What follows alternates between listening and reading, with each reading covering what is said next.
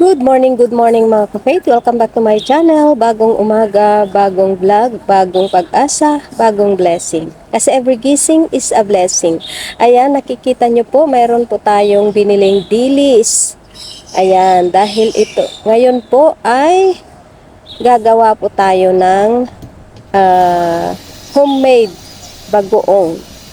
Ayan, kaya ang una nating gagawin ay lilinisin po natin ang isda. Ayan, hugasan lang po natin siya.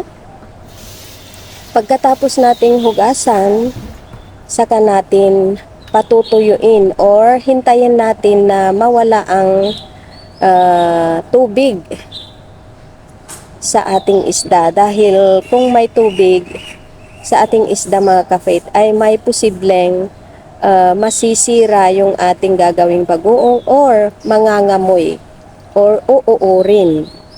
Yun ang mangyayari kapag hindi matuyo yung isda na gagawin nating bagoong. Kaya keep on watching mga ka-faith.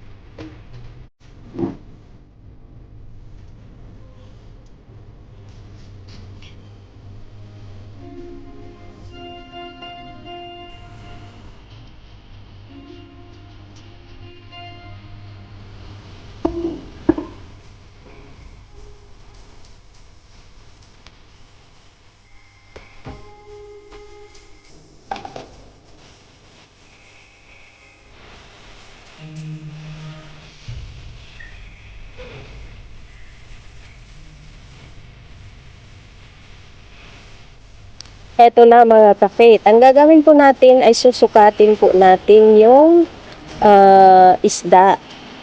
Dahil ang paggawa ng bagoong, may sukat-sukat din yan. Tatlong takal ng isda, isang takal na asin. So, 3 in 1, ika nga. So, isang takal lang yan, kaya ang ilalagay natin na asin ay 3/4 sa pinagtakalan natin ng isda. Ayan.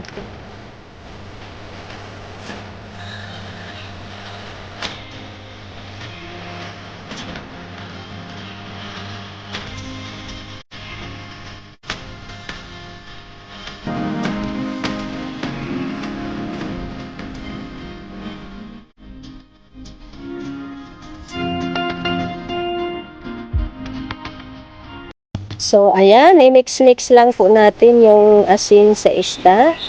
Tapos, medyo piga-pigain lang natin mga ka-faith para sa ganun ay mas madaling ma-ferment ang ating isda. So, ayan. Tapos, mamaya po, ilagay natin sa malinis na jar or garapon. Sa akin parang ayaw kong ilagay sa plastic kasi para sa atin yan, so gumamit tayo ng mas safety kasi yung mga plastic kasi matagal yan isang buwan or 3 isang buwan or 3 weeks pwede nang kainin, pero hindi pa masyadong durog yung isda. Kaya, mas mabuting gumamit tayo ng safety, yung bote. Kapag matagal kasi, yung mga plastic, may posibleng yung chemicals na ginamit nila doon ay maihalo sa bagoong. Kaya para sa atin ito, kaya mas magandang gumamit tayo ng safety. Basta garapon kahit anong garapon or bote mga ka-faith. So ayan po, keep on watching.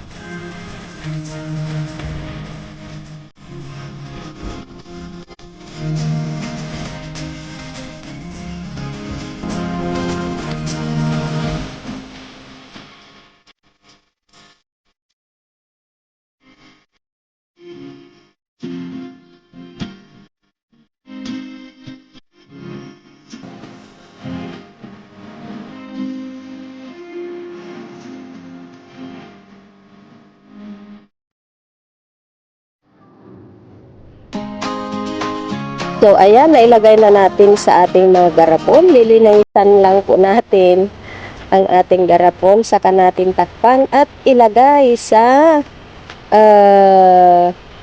safety na lagayan. Maghintay po tayo ng 3 weeks. 3 weeks. Ayan.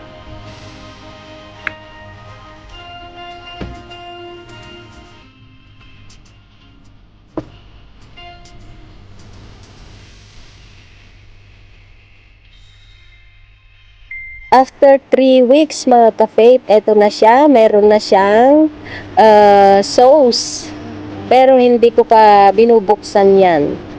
Kasi takot ako na baka hindi pa masyadong na-ferment, baka mangamoy mga ka-faith. Maghintay pa tayo ng 1 linggo.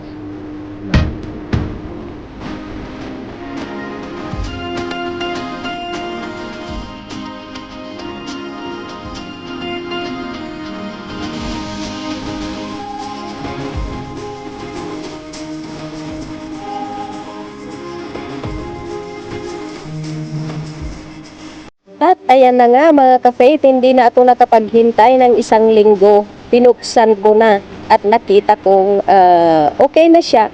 Pwede na siyang kainin. So, keep on watching. Kakain na tayo ng bagoong na ginawa natin. Ayan na. Naglabas ako mga ka-faith ng kunti lang. Ayan, medyo going to padurog na ang ating isda. Alam nyo ba ang ginawa ko niyan? Tinanggal ko yung laman at yun ang ginawa kong sausawan ng ating ulam na French beans with lemon. Keep on watching!